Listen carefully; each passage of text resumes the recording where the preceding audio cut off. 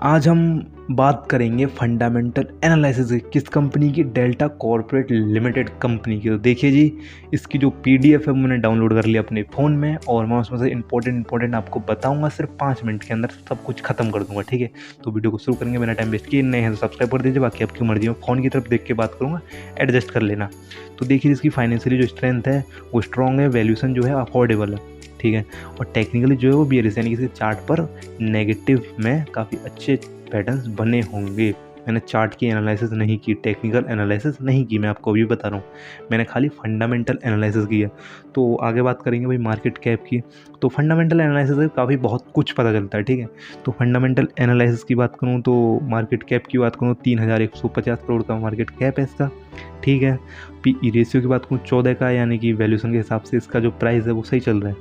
और all time high है इसका 401 रुपये का। उससे हमको लेना क्या है, बहुत कुछ लेना भाई। आगे बात करेंगे रिटर्न ऑफ इक्विटी कितना दिया है।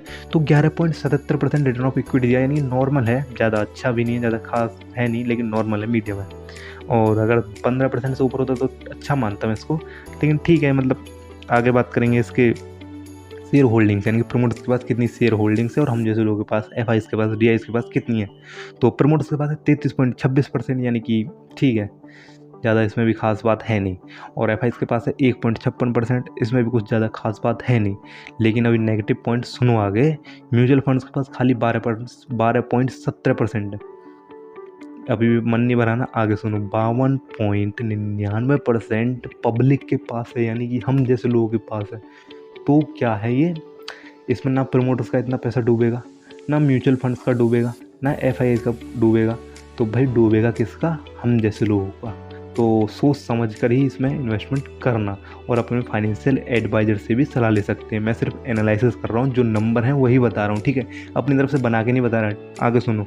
और इन कंपनियों में एनालिसिस करने से इन्वेस्टमेंट करने से पहले 10 बार एनालिसिस कर लिया करो मेरे भाई। कितनी बार बताऊँ मैं आपको, ये तो मैंने छोटे से नंबर बताया और उसमें भी नेगेटिव इम्पैक्ट आपको दिखा दिए मैंने खुद। जितनी कम प्रमोटर्स की होल्डिंग है ना, और जितनी ज़्यादा हम जैसे लोगों की इन्वेस्टमेंट है इसमें, उतना ही खतरा है। यानी कि हम जैसे लोगों की इन्वेस्टमेंट 4 से 5% तो ठीक है, मान लेते हैं, अच्छा है। लेकिन इसमें प्रमोटर्स की 33% है और हम जैसे लोगों की 52% है। तो भाई कुछ ज़्यादा अच्छा लगा नहीं मेरे को। अब बात करेंगे फाइनेंशियल ईयर, टाइम वेस्ट नहीं करूँगा। तो ROE जो इसका बढ़ा था FY21 में, घटा है, ठीक है। 113% इसका FY21 में ROE घट गया है, और FY22 में 366% बढ़ा है। लेकिन आपके लिए तो बड़ा खुश, क्या बोलते हैं, दिल में तसल्ली मिल गई होगी 366% सुन के। लेकिन भाई आगे भी एनालिसिस करते हैं ना। तो 366% तो FY22 में बढ़ा है, FY23 में 255% बढ़ गया है, ठीक है। ROA की बात करूँगा तो FY21 में 112% बढ़ गया, वो घट गया है, घटा है FY21 में। FY22 की बात करूँगा तो 363% बढ़ गया है, और FY23 की बात करूँगा तो 251% बढ़ गया है। तो भाई मतलब क्या ही कहना। और आगे बात करेंगे EPS की। FY21 में 113% इसका जो EPS है वो घटा था, FY22 में 376% बढ़ गया, FY23 में 291% बढ़ गया है। तो ठीक है भाई, आगे बात करेंगे VVPS की। अभी तक तो नंबर अच्छे हैं, लेकिन एंड में मैं आपको बता ही देता हूँ कंपनी कैसी है ओवरऑल, ठीक है। तो FY21 के नंबर बताऊँ, 0.8% इसका VVPS बढ़ा था, FY22 में 3.9% बढ़ा है, FY23 में 9.7% बढ़ा है। करंट रेशियो की बात करूँगा तो इसका जो FY21 में करंट रेशियो था 4.67 का था, ठीक है। FY22 में 4.33 का था, कोई बात नहीं, घट गया पिछले साल से। और FY23 की बात करूँ 4.71 का था, थोड़ा बहुत बढ़ गया। अब आगे बात करेंगे EV टू सेल्स की। तो ये भी बहुत इंपॉर्टेंट रहता है भाई। EV टू सेल्स देखें तो 368% बढ़ा है FY21 में, FY22 में 39% बढ़ा, और FY23 में 67% घट गया है। भाई डेप्थ एंड इक्विटी को कैसे भूल सकते हैं, ये तो बहुत इंपॉर्टेंट रहता है। तो देखिए जी, डेप्थ एंड इक्विटी के जो नंबर हैं 2017 के बाद नहीं दिए हैं इसने। जब इसने नहीं दिए तो मैं अपनी तरफ से बना के बता नहीं सकता आपको। तो आगे बात करेंगे नेट इनकम की।